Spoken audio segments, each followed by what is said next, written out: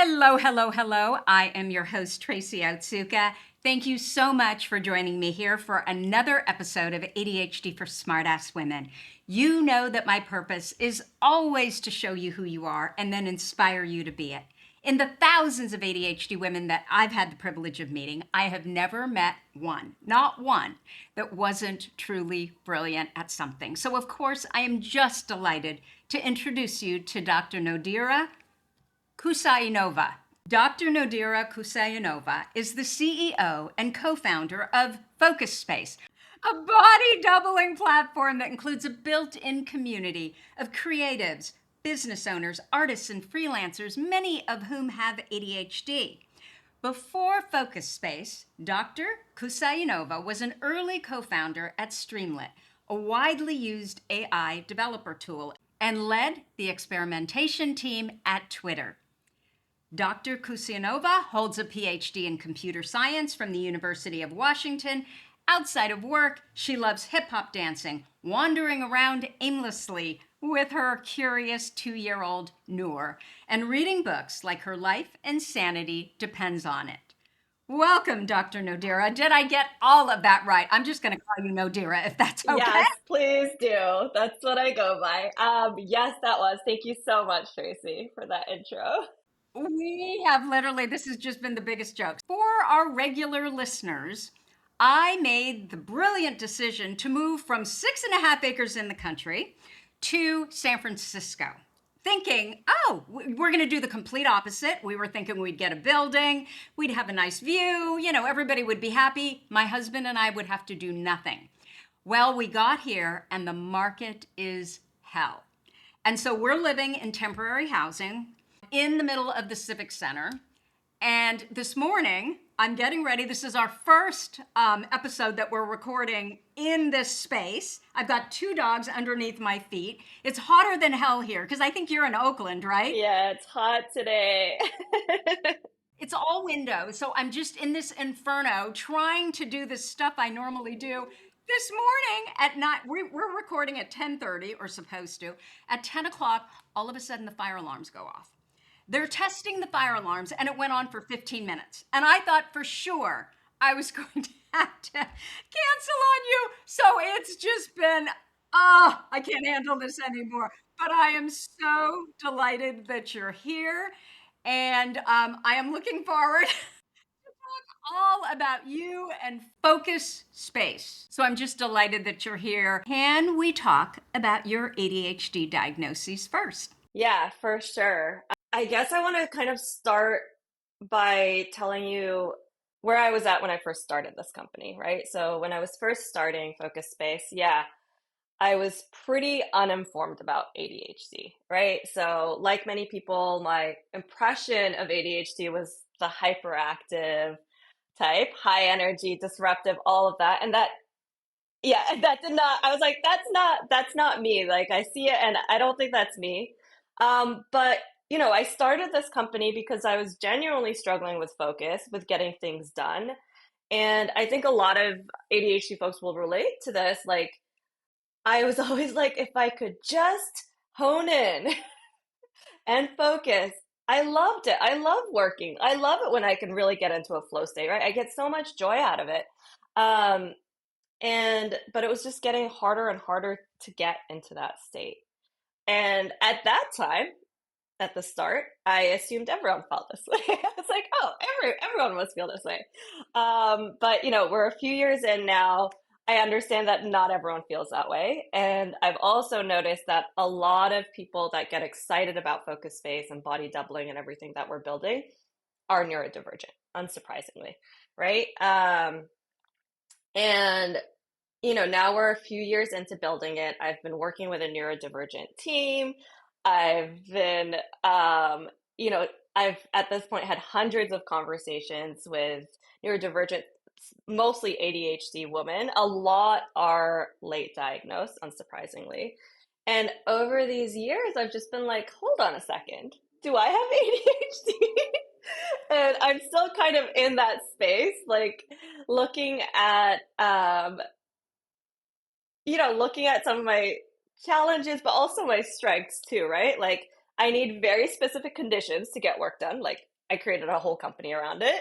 I have a really hard time getting started on tasks that are even like a little bit hard. Even if I love it, it's still like if it's a little bit hard, I try to do something easier. I don't believe in following rules. I, built a whole company around this. So I was like, maybe that's not a coincidence. And I'm still kind of hanging out in that space of not quite knowing at this Mhm. stage. So you haven't been diagnosed. I have not been diagnosed. Yeah, right? So you know we have a rule that What's we the rule? only interview women who have been diagnosed with ADHD. Yeah. And I think it's just the shit show that is my life right now.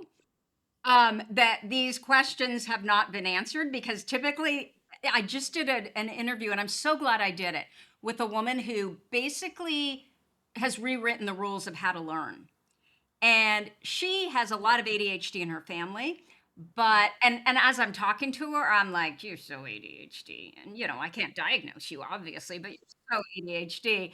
And we really sat and thought, "Oh my God, do I do this interview? Do I not do this interview?" And I'm so glad I did the interview and I broke my rule. And so this is a second time in a row. We're just going to do it and we're going to assume. So I am curious, and of course I can't diagnose you, but I can ask a lot of questions what you were like as a child. Yeah, that's a great starting point. Tracy, let me add like one more thing about coming in here and being undiagnosed. Like, and I've been listening to your podcast for a while now, and I'm like, there must be other women who are listening that are hanging out in this unknown, right? That are wondering, look, I have these challenges. Is this ADHD? Like, But I'm so smart and I'm so successful. Yes. so I was like, you know what? I think that would like Nadira from a year ago would have appreciated an interview like this, where someone is actually talking openly about this process. And I'm Yeah. so, so grateful to have had the chance to really introspect and to really put some of these pieces together. So thank you for even just, we're just starting the chat, but even the process of getting ready a little bit has been really powerful. Yeah. Okay, so tell me what you were like as a child. And what I will offer to you is Mm-hmm. if what I have noticed with women, Mm-hmm. especially women that are traditionally successful, once they start doing the research and they're like, oh, this sounds like me and this sounds like me, and but it's so unexpected because we are led to believe that if you have ADHD, you're a disaster, your life is a disaster, emotionally, dysregulated all the time, you can't possibly be building a company and going through all this education and have all these degrees. And doctors, And clinicians who yet, specialize in ADHD will say that to women at times.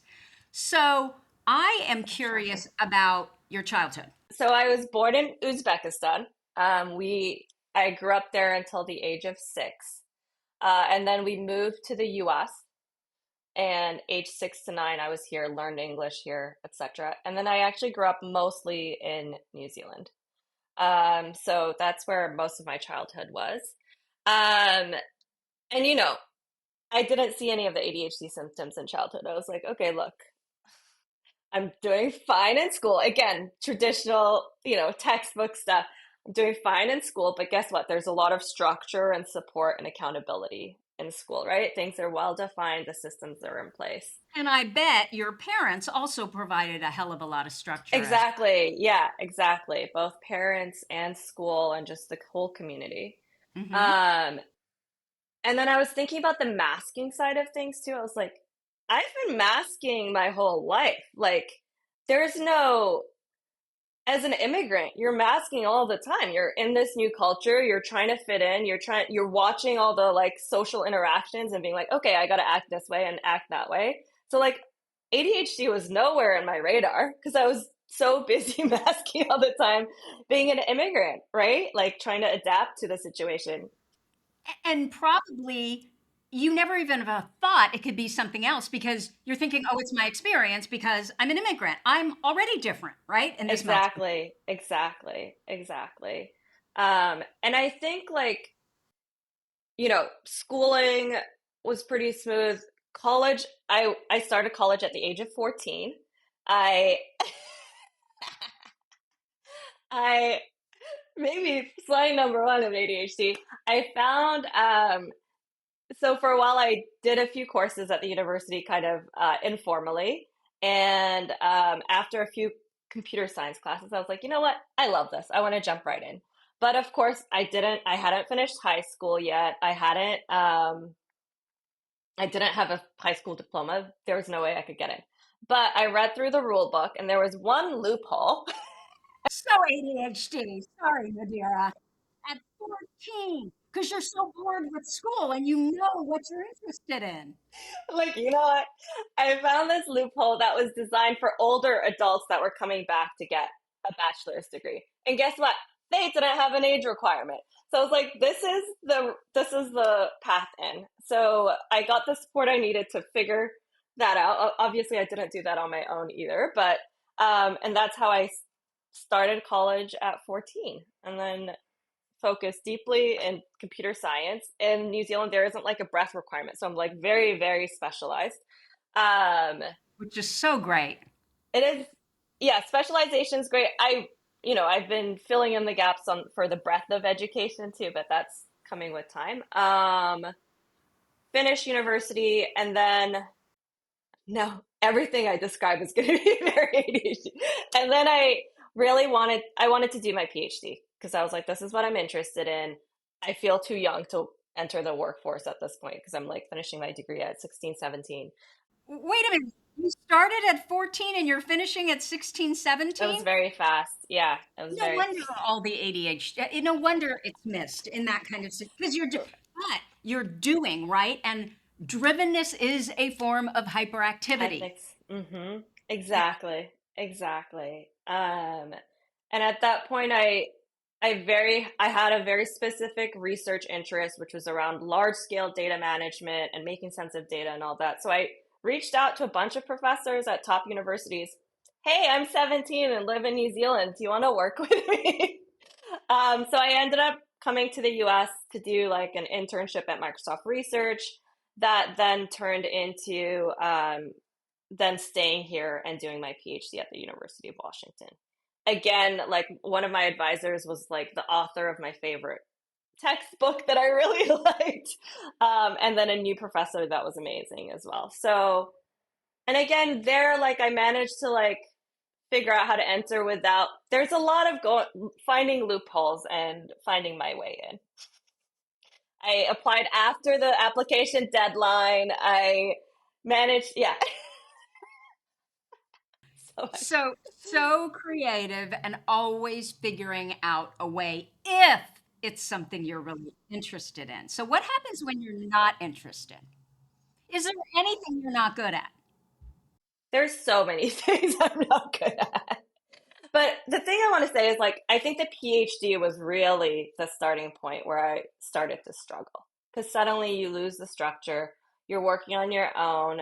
Everything you're working on is incredibly difficult and open-ended questions, and that's when the real struggle began. And when I look back on it, I'm like, oh, like I finished my PhD, I published papers and top conferences, but all of that work happened in bursts. This is where I'm like, this feels really like there was one weekend where I hyper focused and wrote out a prototype and built some software, and I was like, this is a third of my thesis. Like there's just these bursts of work that happens, and then the rest of it is just struggling, right? Just staring at the wall, scrolling the internet. This is even before social media, like scrolling whatever I can find, Craigslist, shopping, like whatever. Um, and I think that's, yeah, the ADHD really showed up during the PhD process.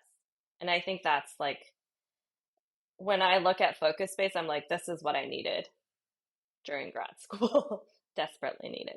I think it's Kathleen Nadeau who was talking about PhD programs. And I think she was the one who made the comment that, ABD, is that what it's called? All but Mm-hmm. dissertation? For Mm-hmm. people who Mm-hmm. go, I don't know, 9 years in, and then they cannot do the dissertation.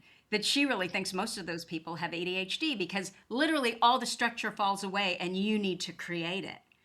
Um, Exactly. Exactly. That.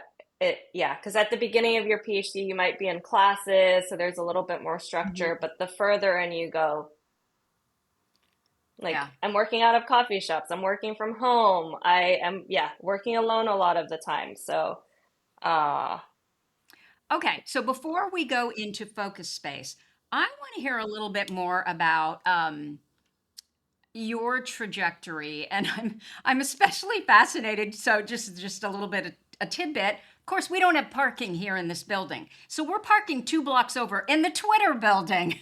And every time we end up in the Twitter building, to go get our car, we're like, I wonder what this space was like in its heyday. When right. it was actually a good company and well run. Yeah, yeah, yeah. So I worked, yeah, whenever I say I worked at Twitter, I was like during the good period or the better period, where we really thought we were building something good for the world. Mhm. Yeah, so I worked at Twitter for 6 years. I started right after my PhD, and then I grew to lead the experimentation team at Twitter. And what do you do when you're in the experimentation team? Yeah, so this is where it gets interesting. I'm going to just dive into the technical stuff, Tracy, and ask questions along the way. Every new feature or improvement or feature change that happens at most tech companies, before, we build them internally, and then are you familiar, before we ship them, before we release them to the world, what happens is we run an experiment first. So, for example, maybe you have a new ranking algorithm for the trends team. I was on the trends team for a long time. And now you've built it, you want to release it to everybody. Well, you don't release it to everybody first. What you do is you do a little experiment where you release it to, say, 1% of Twitter users. And then you take another 1% control group, basically, just like a science experiment. And then you watch these users and you ask the questions like, are they more engaged on Twitter? Are they spending more time on Twitter? Are they, because as an app, the goal is to get people to spend as much time as possible on the app. And at the time, I'm like, oh, this is so cool. It's experimental. We're like trying out new things. Technically, it's very, very like interesting and cool. And we like rebuilt the whole experimentation team from scratch, or platform from scratch. And it was a really, really exciting time. And now looking back on it, I'm like, oh, I spent years of my life trying to get people to stick around and spend more time on Twitter. Yeah, and your Um, tenants now is focus space. exactly. It's the exact opposite, right? Like my co-founder, actually, Justin, he's our chief technology officer. He was my first boss at Twitter. So something he used to say is he was like, oh yeah, we're kind of just rebuilding our karma. We spent years stealing people's attention and now we're giving people's attention back. The key there, though, is you know how to take away their attention, right? You know how to hook them on stuff that does not serve them. And so you would be even better than at doing the opposite. Exactly. We understand, yeah, the hooking mechanisms to keep people scrolling. And I think a lot of tech companies are built this way, right? And at FocusSpace, our main goal is to stop everyone from scrolling, get intentional about what you actually want to do with your time, and then kind of provide the scaffolding and the systems in order to support you in doing that. I mean, if you think about social media, every single damn one of them, the goal is to keep you on there as long as they possibly can. Exactly, exactly, because they're all free for members, right? So they're making all their money from paid ads. So they want to keep you scrolling and seeing as many ads as possible. It's so disgusting. And I think about little kids, and I'm sure you've read the book Anna Lemke's Dopamine Nation, what actually physically is happening to our brains. And so I want to know what prompted, oh, I'm going to do the Antichrist of that. Mm-hmm, mm-hmm. Yeah, I think for me, it all started from, my own struggle. I was just like, it was this balance of deeply enjoying the process of creativity and deep thinking and deep work, and at the same time struggling to get there. Um, and at the time, the way I would explain focus space was, hey, look, like society has made it harder for us to focus, which is true. It's true. Like social media keeps us scrolling. Our work culture even is very interruption driven, Slack channels, emails, etc. So it's really, really hard to carve out space. Looking back on it now, I'm like, oh, there's also my own personal struggle too. It's not just society. And I desperately wanted a place where you could go where you knew you would get the thing done. Whether that's, the email you've been struggling to send for a couple of weeks or outlining a big project that you're going to work on, right? And I kind of did the opposite, Tracy, of what most tech advice is, which is to build the minimum viable product. I was like, you know what? What would be the best version of this? I kind of built like the maximum, it doesn't make sense, but the maximum viable product. I was like, I was just like, the best version of this. And this is someone who's coming from, I've tried hundreds of different productivity hacks. I've tried so many systems. I've tried so many experiments. I'm very experiment driven. Well, and there are body doubling platforms. I mean, we've used them. We actually have a room in one of them for ADHD for smartass women until guys would show up and expose themselves, and like there were just all kinds of weird stuff, and we were just like, I don't know about this. So, but it was literally just you show up, you work with someone else. So tell us how Focus Mate is different. Focus Space, not Oh, Focus I Mate. was like, oh, I can tell you how FocusMate is different from us too. We can get there too. Um, but I think like the heart of what we built started from this experiment where I was like, what's the best version of this? And the best version was one on one. You meet with one person and you talk through, hey, here's kind of what I want to accomplish. It was in person. It made zero business sense, but I really wanted to create the best version of the experience. So we kind of had our golden standard that we were aiming for, right? We actually had two locations, one very close to where you are now. One was in San Francisco and one was in Oakland. We started in person. Yeah, we started in person. People would come meet with one of us and just set goals, do a 3 breath meditation and start, and then be entered into the focus room where they would work and we would come in physically and check in on them. So it's How could you afford to do that? you can do it for a short period of time and then you stop. And ultimately, we went online. It started really as a passion project. We went online and I was like, you know what? One, we're doing more than just helping people be more productive. They're getting their dream jobs. They're quitting jobs that aren't serving them. They're publishing books, etc. And at that point, I was like, I want to bring on some co-founders. So this is where I reached out to Alexis Hope, who's now my co-founder, and Justin, who's a co-founder as well. And I was like, do you want to take this and build it out for real? Like build out the best possible version of this. Um, and I think there are a few things we do differently from what you were saying earlier. The first one is it's completely human centered. So there's an expert host in every room where you come to body double that's actually facilitating the session. So they're saying, hey, welcome into this space. In the chat, like share what you're working on. They'll do some icebreakers at the beginning too, like how's everybody feeling today? Or like the other day there's like a grid of 9 different like sloth faces and they were like tag yourself, just like fun and games and making it playful and helping people engage.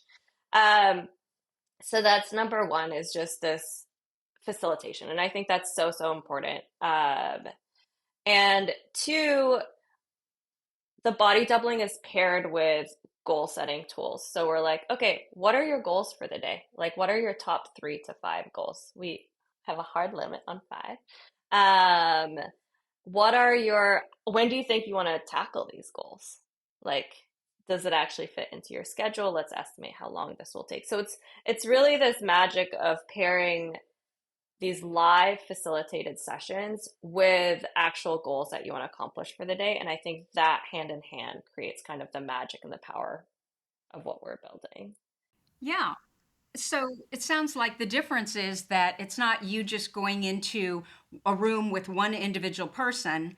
and deciding what you're going to do. And then after the 50 minutes is up, you come back and you say, okay, I did this, and then you move on.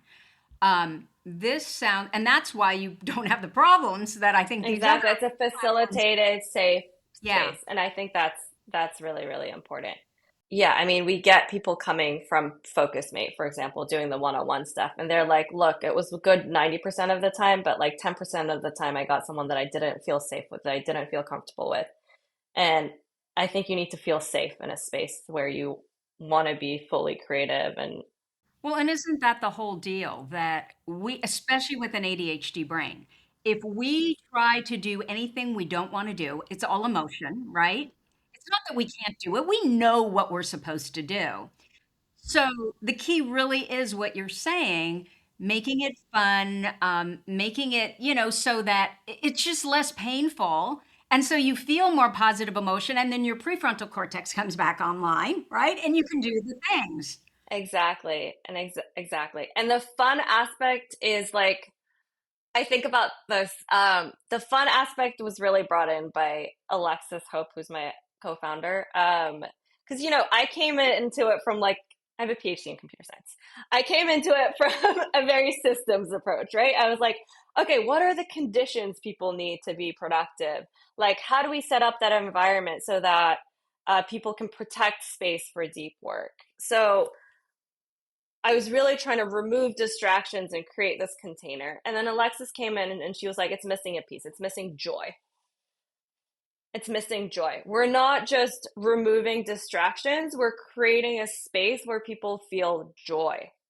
And not in the like, be happy all the time, be positive way, but not in a passive way, but in this active way where, joy is like it's the capacity to act. It's the capacity to actually live fully in the moment, experience and feel the struggle too, but actually feel engaged and energized enough to move along. And I think that's such a key part of what we're building is joy and play. It's so important. And that's like, in our sessions, but also in our team culture. We now have a team of I think 20 folks. So that's a core piece of our team culture as well, just play and joy in these spaces. I think that was like a big lesson learned. Yeah.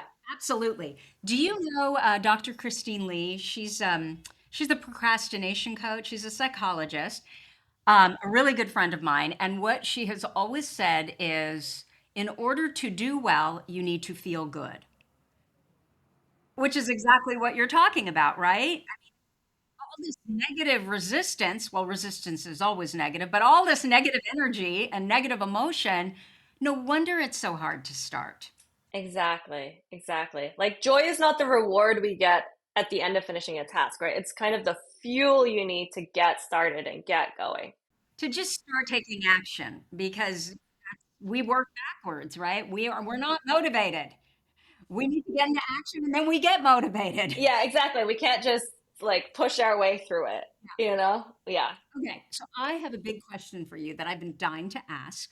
So when I did my first podcast episode, this was, oh, I don't know, 7 years ago, more than 7 years ago, I think, on body doubling. I remember doing the research and trying to figure out the science behind why does it work. And I kept reading that, yeah, it totally works, but we don't really know why. Hmm. Is there more research around this, or maybe Hmm. some actual research that tells us why this works? Right, right.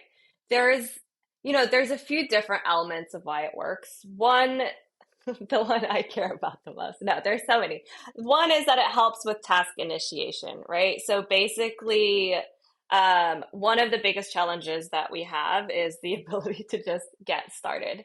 And by body doubling, what we're doing is basically, I mean, you're familiar with it, but we're basically, when you're surrounded by people that are focused and in the zone, it's much easier to get started because of something called mirroring. Basically, as human beings, we tend to mirror the behavior of those around us.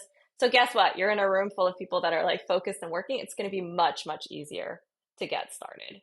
So, I think that's one big aspect.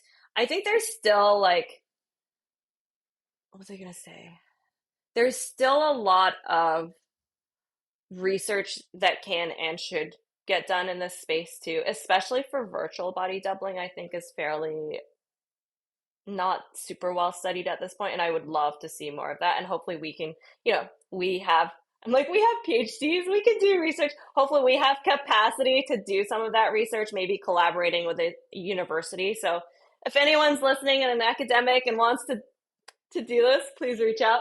Um, the other aspect is just the accountability, right? So there's a human being in the room, you're much more likely to actually show up, and you're much more likely to actually put aside kind of the distractions and do the work that you intended to do. And I think there's some research around like accountability appointments. So if you know, yeah, if you know what you need to do and you have a time and a place that you're going to do it, you're that much more likely to accomplish the goal versus if you didn't. And I think that number was like 90% more likely to actually I accomplish it. Yeah. wonder Yeah. if it's because you're shutting down the emotion. You're much more likely to just shut it down. You're not ruminating or making it worse, right? Around how you don't want to do this thing. And it is a little bit like that. Okay, I'm just going to get into action. I'm just going to get out of my head and get into my body, right? And do. Right. Right. Right. And I think there's a lot of power in just actually deciding what you're going to work on too. Especially as an entrepreneur, this is something I struggle with. There's like 10 different things I can do today that will actually move the needle for the company, right? And sometimes you can get into a state of like not actually deciding and then committing to that decision for the day. So I think when you join a body doubling session or you body double with someone, explicitly stating, first deciding and then stating what you're going to do is incredibly powerful too. Okay, so that's a perfect segue for I want you to talk about this idea that neurotypicals teach us that you're supposed to have a to do list with 100 things on it. And then if you only finish eight of them in a day, which I think finishing eight things is usually a pretty darn good day, that you're a failure, right? And that is not how our system works. Yeah, yeah. The first the first thing we tell you to do is to throw out your to-do list. Don't throw it out. Just put it aside. Because I think just looking at your to-do list is a source of overwhelm and stress and just like it's a big cognitive load. I guess a little bit more context. In addition to like the more traditional body doubling sessions we have where you come in and work alongside other people. The other big thing we have that's incredibly popular within our community are these 15-minute morning planning calls, basically. You come in, you set goals for the day, you make a game plan for those goals, you do a short 3 breath meditation, very approachable. Not we're not doing a 10-minute meditation here. And then you get started in your day. And that process of actually deciding here are my top 3 to 5 goals for the day is so, so powerful, because it removes, the cognitive load of having to decide later. You're kind of just setting yourself up for an easier day by making those decisions in advance.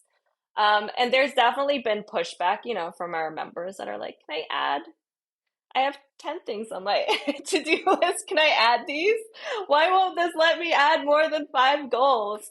Um, but that rule is very strict. And that's, of course, backed by neuroscience research too. Like you're going to be much more likely to accomplish your goals if you get clear on what they are and define an achievable success. Because then you will actually feel successful instead of like if you only said five and you accomplish all five, it's like, whoa, I'm fantastic. Versus if I have 100 and I did five, I'm a total loser.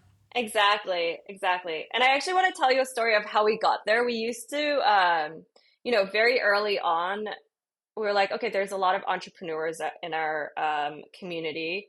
So I got on a call with like 20 or 30 folks and I talked through their day. What are your biggest challenges? Blah, blah, blah. And the most common problem I heard was about that feeling at the end of the day. I feel like I can't finish at the end of the day. There's always more to do. I don't feel a sense of accomplishment or relief. I don't know how to stop and like close down, my computer and move on with my day. And for like a month or two, we're like, okay, this is the biggest problem we have to solve, this end of day feeling. And we started with the end of the day. So I would ask them, hey, what time do you want to finish work? 6 p.m. Okay, cool. I would personally be texting with these entrepreneurs saying, hey, you were planning to finish at 6 p.m. How's it going? It wasn't going well. It was never going well. Exactly, exactly. And then I was like, okay, they said 6 p.m. I'll check in at 4 p.m. Hey, we're reaching the end of the day. Like, how's it going? That was still not early enough. And then I realized, hold on. Everyone feels horrible at the end of the day because they did not have clarity at the beginning of the day of what success looks like. And I think that was our key insight. And that's when those morning like planning calls were born for that And I specific think need. that, Yeah. especially with an ADHD brain, we have this really unrealistic idea of what success actually does look like. And I think it's because we're so inconsistent, right? We can have one day where we get more done than most people get done in a week. And so, but then we may have the next 2 days where we're just not getting as much done. But we're beating ourselves up because we didn't get as much done. And I always say, look at your week or look at your month. Don't look at your individual day. And so I'm curious how, for those entrepreneurs, how did you get them to the point where they did start feeling successful at the end of the day? By forcing them to make those decisions at the beginning of the day. By saying, hey, I know there's 20 things on your to do list, but what's going to move the needle? What do you have capacity to do today? Like, look at your calendar, look at how you're feeling. Take a moment to make those decisions at the top of the day so that you can actually have a sense of accomplishment at the end. And the nice thing, one thing that we realized there too was, as an entrepreneur, there are always a bunch of fires that you have to handle throughout the day, right? Cool. I'm going to work on these three amazing tasks. They're going to move the needle. Oh, it's, 3 p.m. and all I've done is deal with fires. But the really nice thing is when you have set out your day with goals in mind, you know that you're making that decision and it's an intentional decision. Hey, this is what I set out to do. These fires happened. That's okay. Because I know like you have more awareness of the pros and cons of fighting this fire versus working on that goal, and you made an explicit decision. And even then, it feels good because does that make sense? You have like an understanding of why you made that decision. Yeah. And it's like sometimes, I don't know if you feel like this, there is so much to do. And it's the decision making that is the biggest problem. And so the minute you get it all out on paper, a brain dump, you get it all out on paper, and then you stop long enough to make the decision of, wait a minute, what are the most important items for today? Because we're always running out. We never feel like we're doing enough. I always feel like there's more, and it's this weird thing where we love to work, right? And especially if you're in an area of interest, but it's really not fun to always be working when you always feel like you're behind. Right, right. That feeling. Yeah, yeah. And what you were saying earlier, Tracy, about that, like, we have some days where we produce so much and do so much, and then you have the rest of the days. I feel like that's something I've really been internalizing just as a person the last couple of years and really learning because I'm a new mom. I have like a 2-year-old. There is it's so fun. It's so fun. It's the But best. yeah. And it gets better.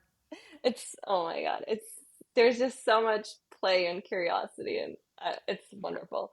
But what it means is, before I used to have some control of my capacity to some extent, right? But now I'm like, cool. I just slept 2 hours and somehow I have to operate today. And really coming to terms with that and learning to kind of plan for a high capacity day versus a low capacity day and recognizing very quickly in the morning, hey, today is not it. Like, what's the bare minimum? Let's try to get that done. And we'll have to, the higher impact, that bigger projects, they have to wait for tomorrow, hopefully.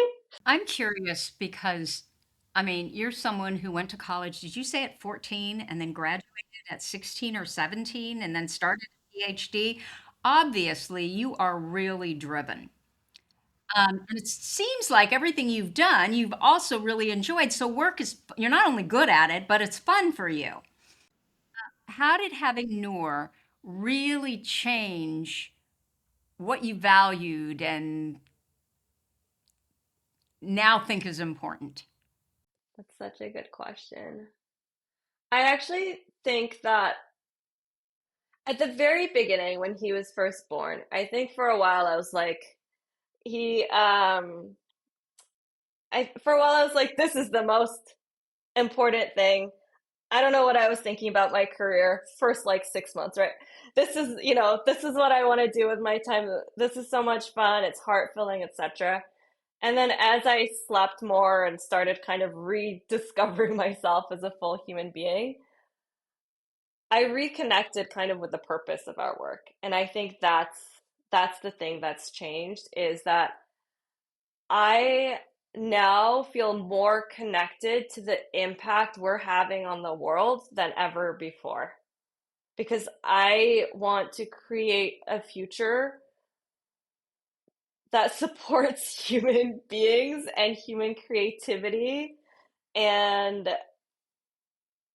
that feels, yeah, sometimes I feel like we're, one of the last supportive, inspiring communities on the internet, right? Like, I think it's the importance and the heart of what we're doing feels so much stronger for me than ever before.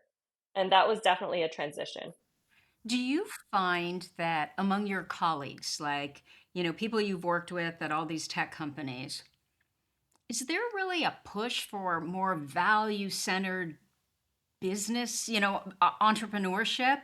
Or is most of it, just this private equity, leave with $1 billion, work these ungodly hours? We were in North Beach the other day. It was a Sunday.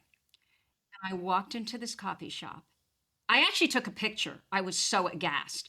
It was Sunday morning, and I walked into this coffee shop, and it was wall to wall young people on their computers working. And nobody was talking to anybody. They were all working. And I was actually surprised that the coffee shop allowed that because, you know, I just, I mean, I'm a workaholic. I love to work, but I could not believe that, they were so young and that is their entire life. Mm-hmm. Mm-hmm. So, Yeah. are you rare?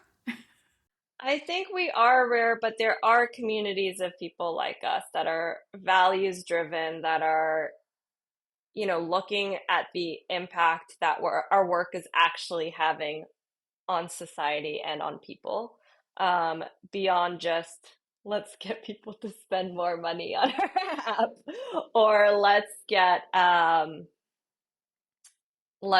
people to spend more time on the app too, right? Like we actually want to solve a real problem, and we want to help people live more fulfilling, intentional, creative lives. Um, Tracy, this actually reminds me of like one of the reasons I reached out to you was that basically as a company we were doing some things kind of traditionally in terms of growth and marketing. So we were like, okay, we're writing blog posts, we're posting to social media, we're running paid ads on Meta and Google, Meta being Facebook and Instagram, all of that. And late last year I was like, this feels wrong, like in terms of our values. I don't want to be spending money on these platforms.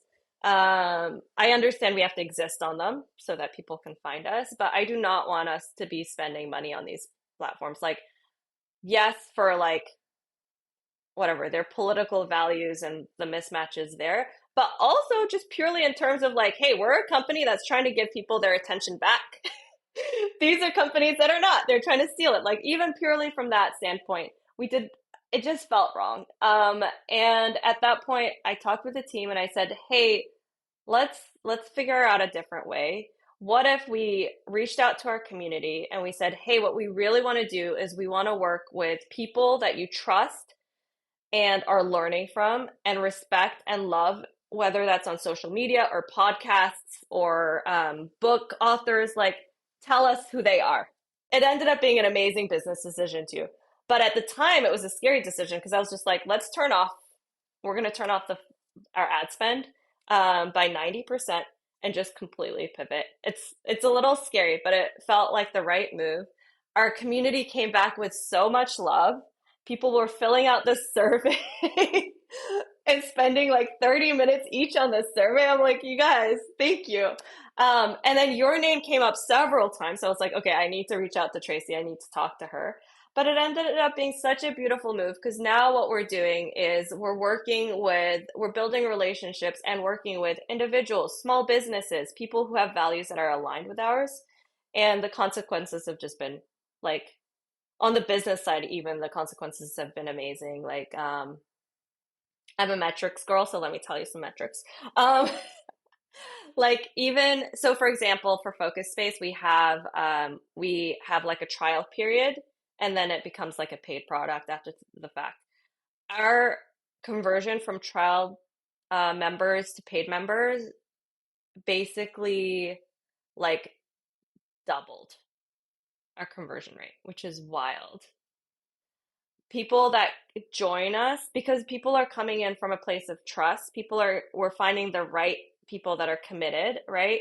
We're working with a lot of ADHD coaches, educators, experts. Like it's coming from a place of trust and people who are already investing in themselves, and I think that's really important.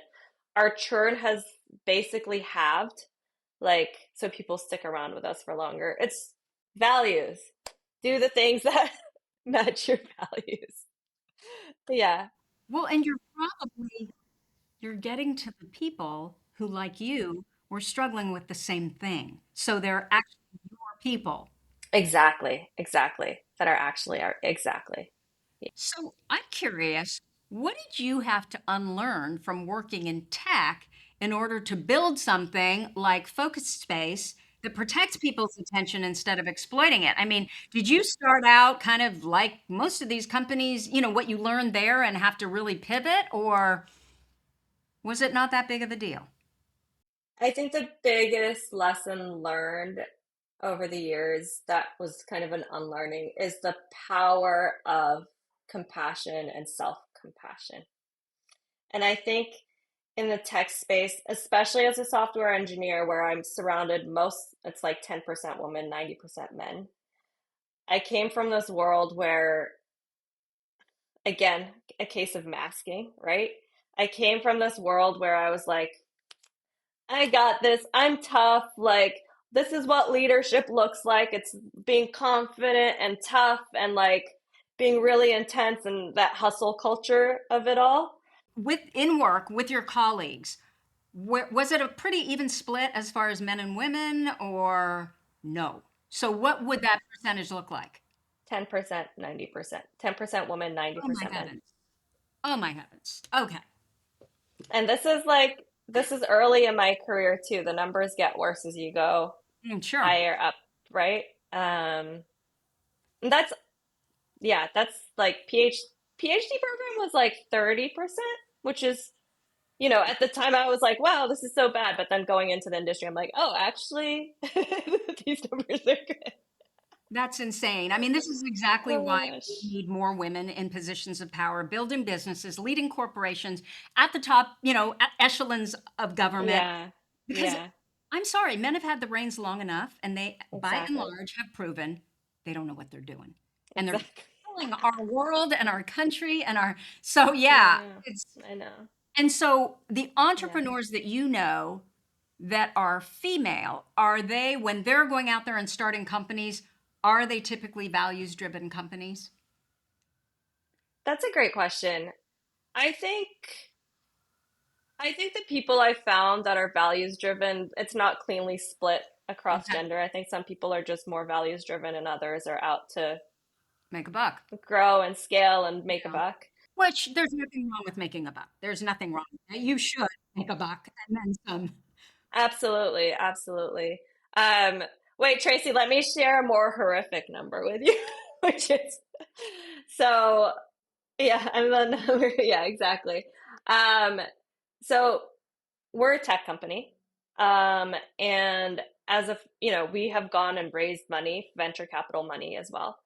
Of all the venture capital that goes to woman-founded companies, 2%.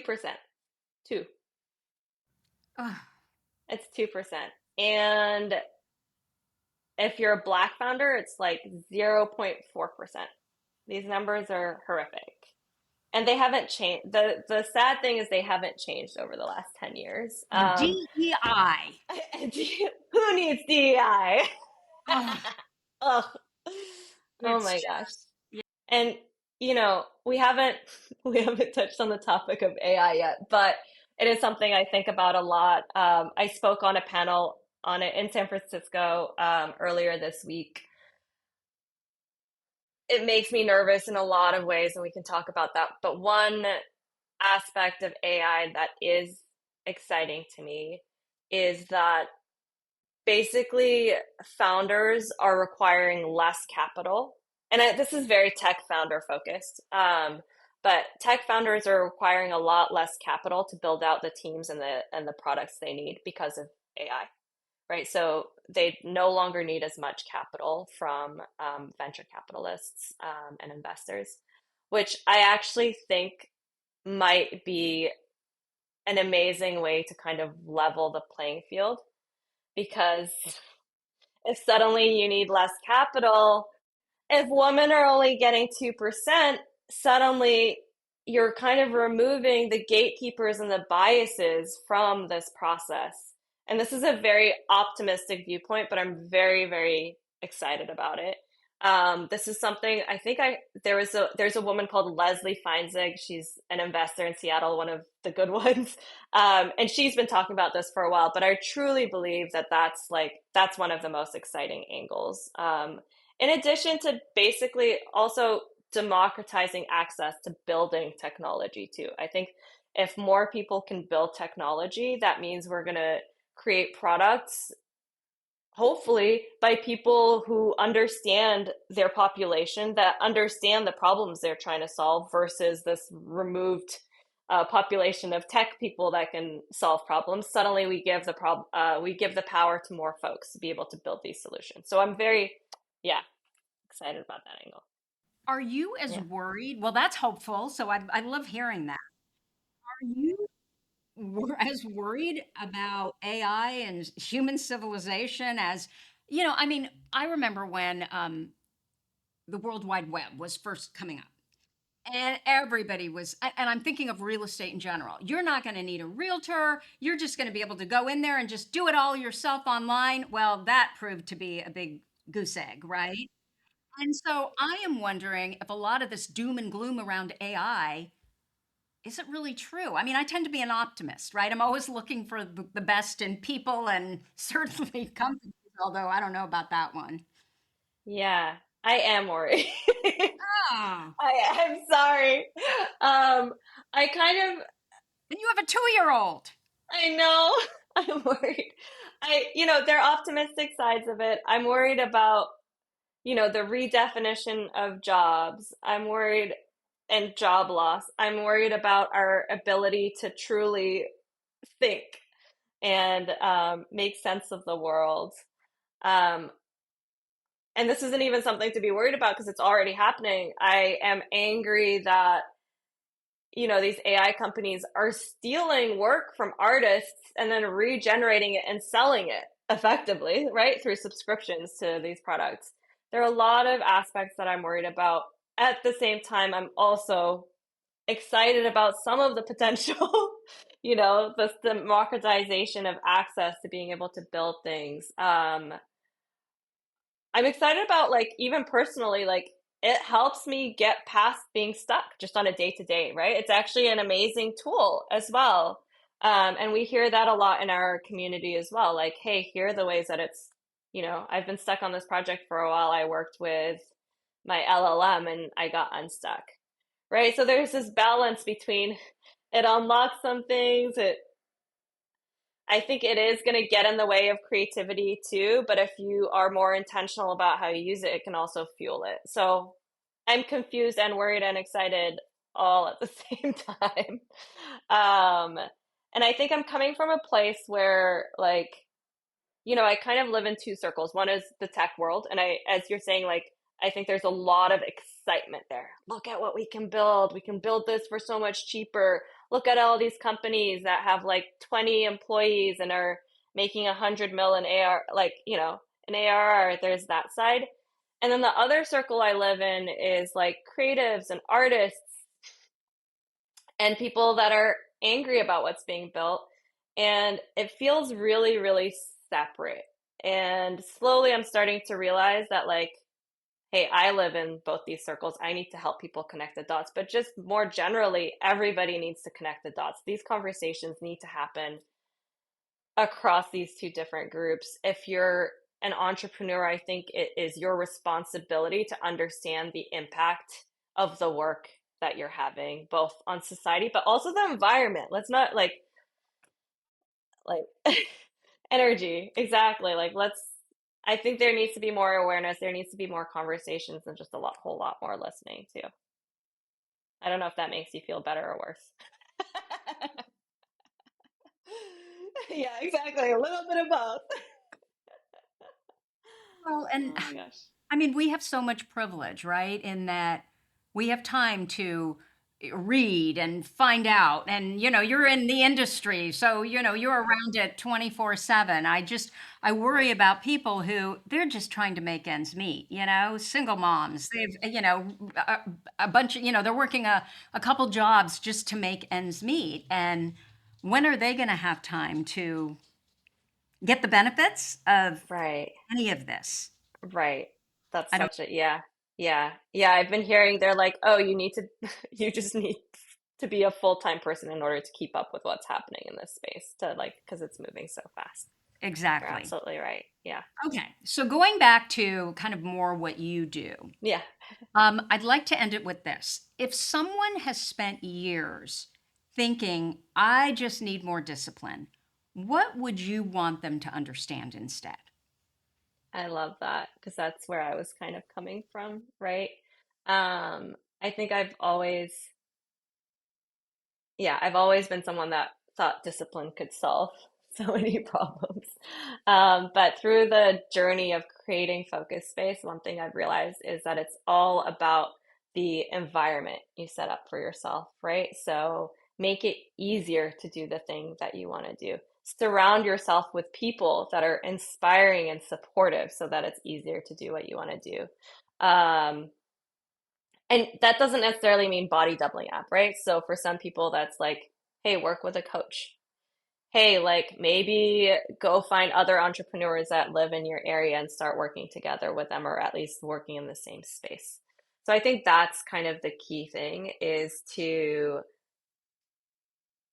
and self-discipline is kind of hard to tap into day to day too. Make it as easy for yourself as possible by basically surrounding yourself with the right people and the right tools. I think that's kind of the key takeaway for me.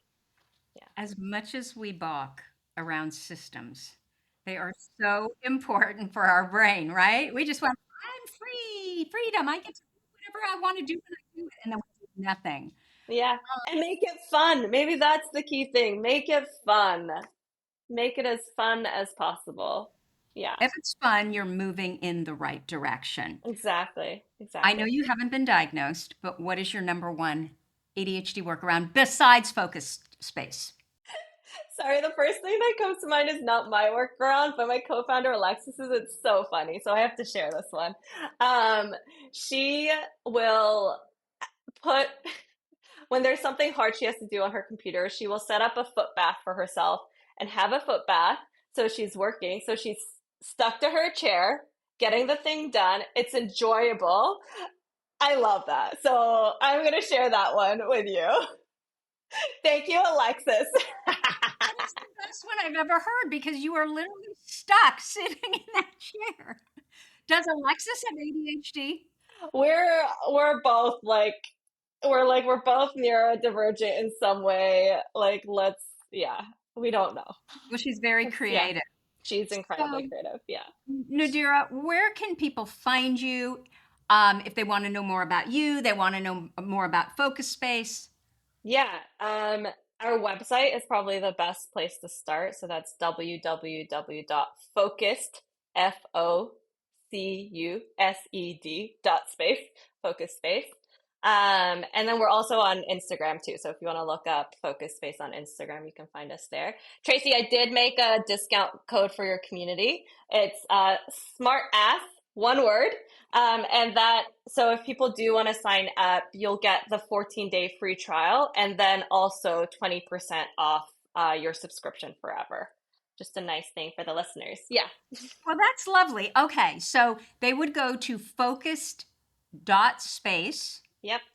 and then they would use the code SMARTASS. Yep. One word. Exactly. One word. Thank you. Anyway, so much for spending time with us here today. It was really a pleasure to get to know you, hear about what you're doing. This was so fun. Thanks for having me. Take Absolutely. care. So that's what I have for you for this week. If you like this episode with Dr. Nodira, please let us know by leaving a review. Our goal is to change the conversation around ADHD, helping as many women as we possibly can learn how their ADHD brains work so that they too may discover their amazing strengths. Thank you so much for listening, and I'll see you here next week.